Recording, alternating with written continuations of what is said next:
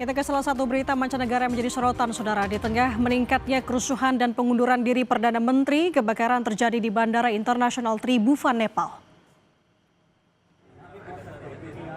Bandara Internasional Tribhuvan di Kathmandu, Nepal ditutup akibat asap mengepul dari kebakaran yang membuat jarak pandang nol.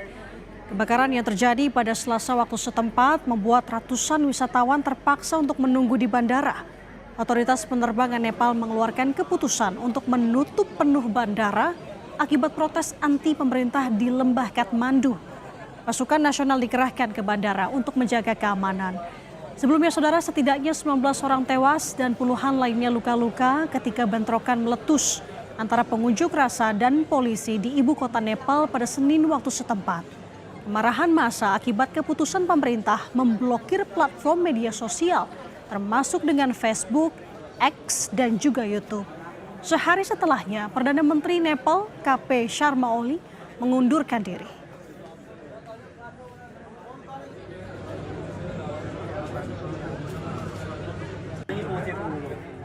Beralih ke informasi lain, Saudara, kapal perang terbaru Indonesia KRI Brawijaya 320 buatan Italia telah tiba di Jakarta.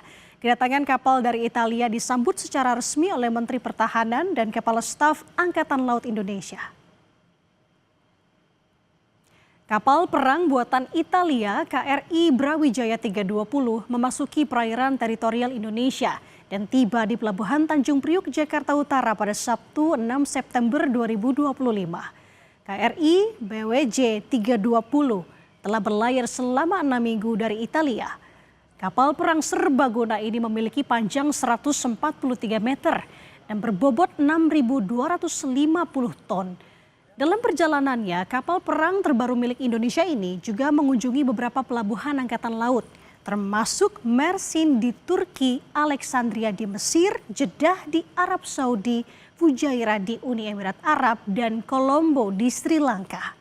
Kedatangan kapal disambut resmi oleh Menteri Pertahanan RI, Jenderal Purnawirawan Syafri Samsudin, dan Kepala Staf Angkatan Laut Indonesia, Laksamana TNI Muhammad Ali.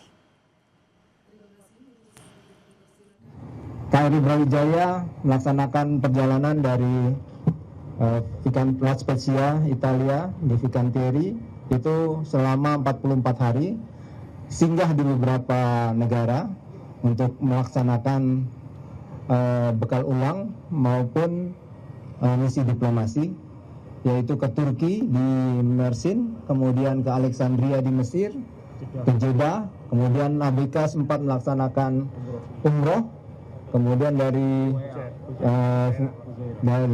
Jeddah ke Fujairah di Arab Emirat, kemudian dari situ ke Colombo, Sri Lanka, dan ke Lampung, dan akhirnya ke Jakarta. Dan selama pelayaran menuju tanah air, kapal ini berjalan cukup lancar tanpa ada hambatan apapun, ya, walaupun melewati daerah-daerah yang cukup berbahaya, mungkin di Laut Merah, kemudian di perairan Somalia, kemudian sampai ke tanah air. Alhamdulillah cuacanya juga selalu mendukung, dan sekarang tiba di tanah air dengan selamat dan seluruh ABK dalam keadaan sehat. Kita bergeser ke Hong Kong, Saudara. Festival balon udara panas pertama di Hong Kong digelar. Namun sayang, festival gagal terlaksana akibat cuaca buruk.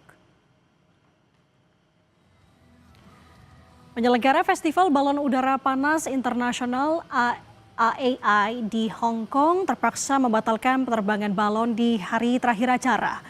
Balon udara warna-warni dari beberapa negara ditampilkan, termasuk Kanada, Inggris, Jerman, dan juga Jepang. Dengan beberapa balon setinggi 20 meter ini, festival ini juga memadukan pertunjukan balon, musik, dan juga permainan karnaval. Hampir sepanjang festival, mulai 4 hingga 7 September 2025, balon-balon tersebut tetap tergeletak di tanah. Pasalnya, Saudara, angin kencang di pelabuhan Hong Kong dinilai tidak aman.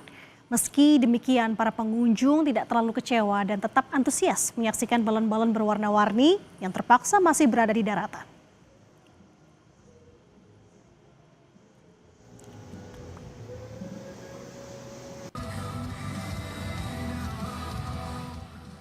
Dari Ethiopia merayakan peresmian bendungan terbesar di Afrika. Peresmian ini ditandai dengan rangkaian acara, salah satunya dengan pertunjukan kembang api yang spektakuler.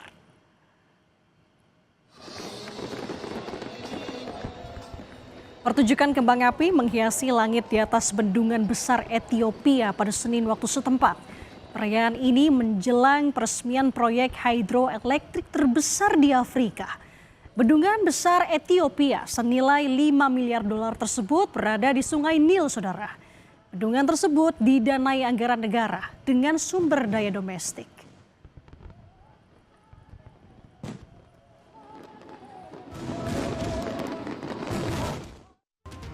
Terima kasih Anda masih bersama kami di Kompas Pagi. Saudara, dinilai mengganggu istirahat dan meresahkan warga, Kecamatan Balongan, Indramayu, Jawa Barat bubarkan kegiatan sekelompok warga.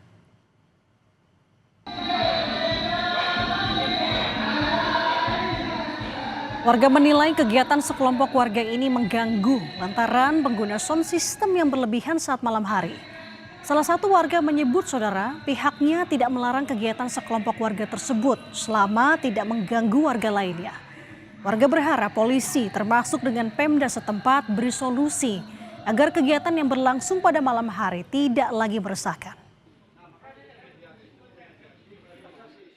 Masalahnya itu kita tuh menuntut cuma sosial kemasyarakatan, bukan untuk menuntut membubarkan atau segala macam. Jadi tuntutan masyarakat itu hanya untuk sosial kemasyarakatan, tidak mengganggu atau tidak melarang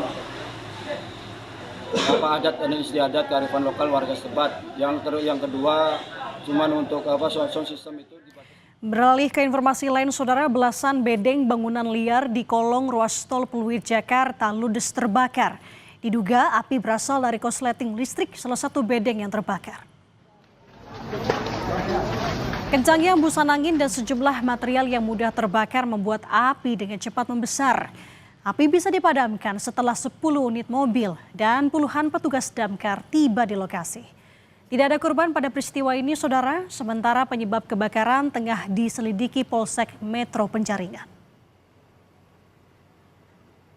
Udah besar ya, kita nyampe ke TKP udah 12 rumah yang terbakar. Iya, yang terbakar. Langsung kita dari sektor Penjaringan menuju TKP gitu. Beserta dengan unit pendukung. Korban tidak ada ya, cuma ini masih proses penyelidikan dengan pihak kepolisian juga gitu. Masih dari Jakarta Utara, di Warakas Tanjung Priuk, sebuah toko kue terbakar pada Selasa petang. Diduga kebakaran disebabkan kebocoran tabung gas. Insiden ini, saudara, melukai salah seorang karyawannya. Sejumlah warga dan karyawan yang toko berusaha untuk memadamkan kobaran api dengan peralatan seadanya. Api dipadamkan setelah petugas pemadam kebakaran menerjunkan 1 unit mobil pemadam. Sementara kasusnya kini ditangani petugas Polsek Tanjung Priuk, Jakarta Utara.